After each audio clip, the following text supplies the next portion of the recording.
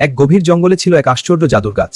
সেই গাছের ডালে ডালে ঝলমলে সাদা ডায়মন্ড ফলের মতো ঝুলে থাকত। একদিন গ্রামের এক গরিব দাদিমা জঙ্গলের পথ দিয়ে হাঁটছিল। হঠাৎ সে দূরে এক ঝলমলে আলো দেখতে পেল। দাদিমা কাছে গিয়ে অবাক হয়ে দেখল গাছটির ডালে ডালে অসংখ্য সাদা ডায়মন্ড ঝলমল করছে।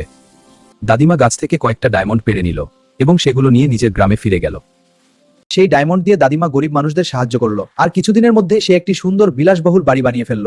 গ্রামের এক শয়তান লোক এটা দেখে ভাবতে লাগলো, এক গরিব বুড়ি এত তাড়াতাড়ি এত বড় লোক হলো কিভাবে। একদিন দাদিমা আবার জঙ্গলে ডায়মন্ড আনতে গেল, কিন্তু সেই শয়তান লোকটি চুপি চুপি তার পিছু নিল। লুকিয়ে লুকিয়ে সে দেখে ফেলল সেই জাদুর ডায়মন্ড গাছ। লোভে পড়ে শয়তান লোকটি সেই গাছটি কেটে ফেলল, আর গাছটির সঙ্গে সঙ্গে অদৃশ্য হয়ে গেল।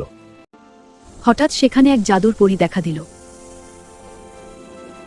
খারাপ লোকদের কখনো ভালো ফল হয় না, তাই তোমার কপালে কোনো ডায়মন্ড জুটলো না।